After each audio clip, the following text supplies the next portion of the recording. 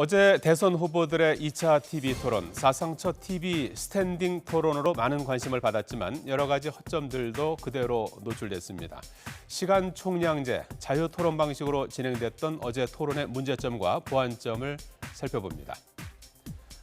첫 번째 드러난 허점은 후보 간의 질문과 답변의 시간이 골고루 분배되지 않았다는 점입니다. 후보들은 어제 토론에서 각 주제당 9분이라는 일정한 시간을 갖고 자유롭게 토론을 이어나갔습니다. 정해진 시간에 대본 없이 질문과 답하는 형식을 취하다 보니 특정 후보에게 질문이 쏠리는 현상이 발생했습니다. 어제 질문 공세를 가장 많이 받은 주인공은 지지율 1위의 문재인 후보였습니다.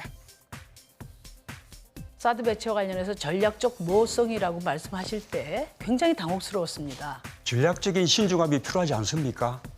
전략적 이 고도의 외교 안보 사안에 북한이 주적입니까?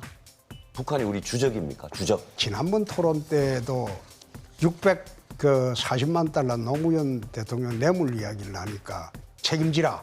내 책임지겠습니다. 사실이 아닙니다. 예, 사실이 아니면 내가 후보 사퇴하겠습니다. 사실이면 어떻게 하시겠습니까? 어제 토론은 마치 한편의 축구 경기 같았습니다. 문재인 후보가 집중 공격을 받는 데 이어서 문 후보와 양강 구도를 형성하고 있는 안철수 후보에게도 질문 공세가 이어졌습니다. DJ 정부 때 대북 송금은 공입니까? 과입니까? 저는 공도 있고 과도 있다고. 햇볕 정책을 개선하십니까? 안 후보님? 아, 예, 안 그것도 후보님. 역시 지금 공과 과가 있습니다. 네, 어제 토론에서 후보들이 질문받은 횟수입니다. 문재인 후보가 무려 18개의 질문을 받았고 그 뒤를 이어서 안철수 후보가 14개를 받았습니다. 심상정 후보는 단 1개의 질문도 받지 못했습니다. 이 과정에서 두 번째 허점이 또 드러납니다. 집중 공격을 받은 특정 후보들이 다른 후보의 질문에 답하느라 자신의 정해진 시간 대부분을 사용하게 되는 상황이 발생합니다. 때문에 시간을 아끼려는 전략을 쓰게 돼서 질문을 받아도 짧은 대답으로 끝내거나 답을 하지 않고 우회 질문을 하게 돼서 심층 토론이 힘듭니다. 다른 후보들의 쏟아지는 질문에 대답하느라 정작 자신은 질문하지 못했던 문 후보는 시간을 아끼기 위해서 단답을 하면서 다른 후보에게 질문을 하려고 시도했습니다. 하지만 뜻대로 되지 않았습니다.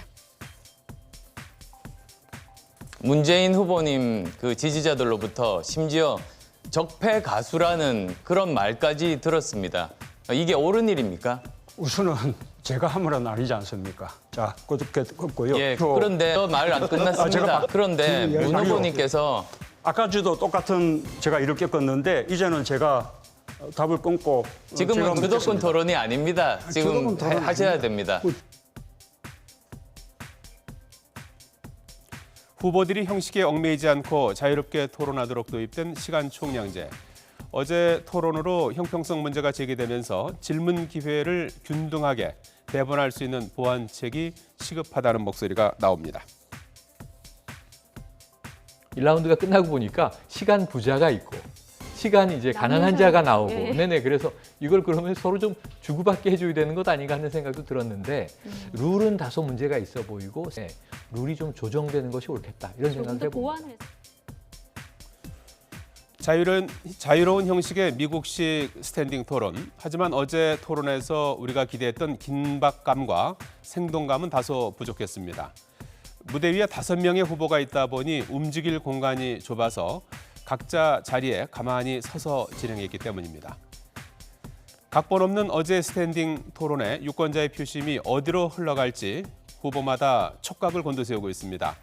대선 후보들의 정책을 검증하고 후보자들을 면밀하게 파악할 수 있는 TV 토론. 여러분은 어떻게 보고 계십니까?